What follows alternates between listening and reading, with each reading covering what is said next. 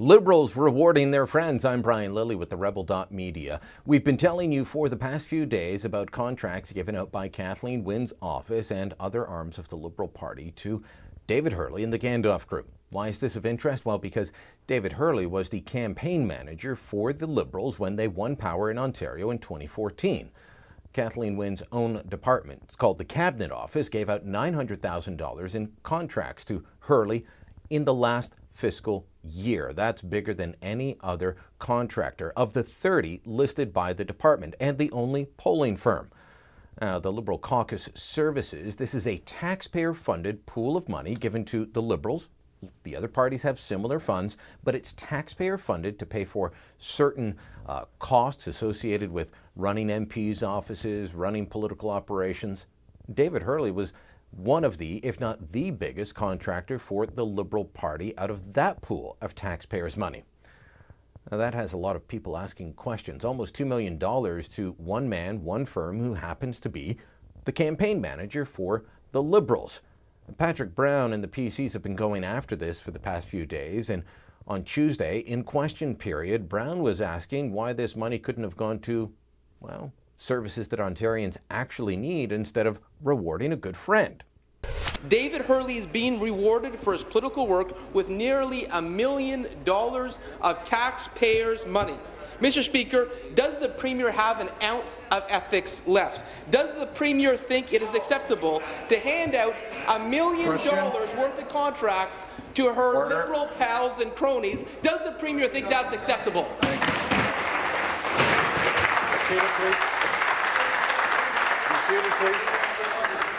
Thank you. Premier. Very much, Mr. Speaker, and the member opposite will know that market research and polling companies have been used by governments traditionally, Mr. Speaker. In fact, there are at least 6 other companies, Mr. Speaker, that have contracts: Forum Research, Ipsos Reid, Strategic Council, Ecos Research, Environics, Harris Decima, all have contracts with government, Mr. Speaker.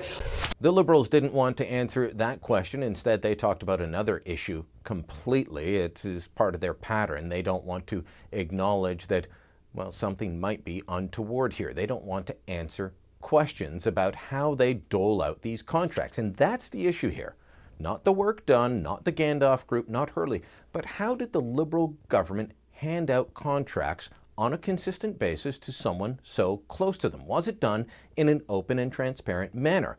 They claim it is, but yet when asked to provide the request for proposals, any part of the tendering process, or any other documents related to these contracts, or the work that was done, they have refused, both to myself, to other media outlets, to the opposition parties, because both the PCs and the New Democrats have been going after this.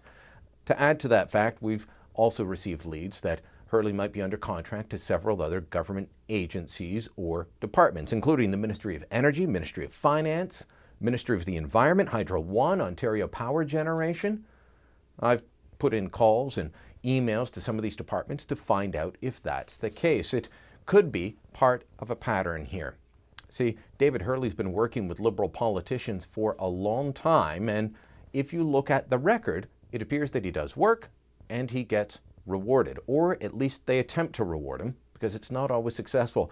Take a look at this letter from 1995. Ralph Goodale, then Minister of Agriculture in Jean Chrétien's government, writing to his cabinet colleague David Dingwall, asking for a $50,000 sole source contract to go to the Earnscliffe Strategy Group and David Hurley. That's the person that was there at the time. It says that it would have to go to Earnscliffe. It would actually cost under $50,000. And the primary consultant to the project is from Saskatchewan, has a great knowledge of the agricultural sector.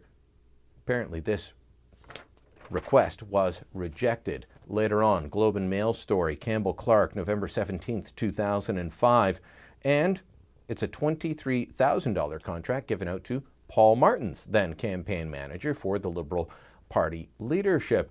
There have been reports that after helping the New Brunswick Liberals that there may have been contracts given there. Nobody wants to talk about this. Is it part of a pattern? These are the sorts of questions that the governments in charge of the tax dollars need to answer. But specifically right now, Kathleen, Wynne, and the Liberals need to answer whether this is part of a pattern. Was this done in a fair and transparent manner? And if it was, then it's up to them to prove it. They want to claim openness and transparency. They want to claim rigorous process. Then show us the process and prove that this just wasn't a case of political payback using taxpayers' money. Thanks for watching. Click here to never miss a Rebel update. Want even more of the Rebel? Well, click here to become a premium member.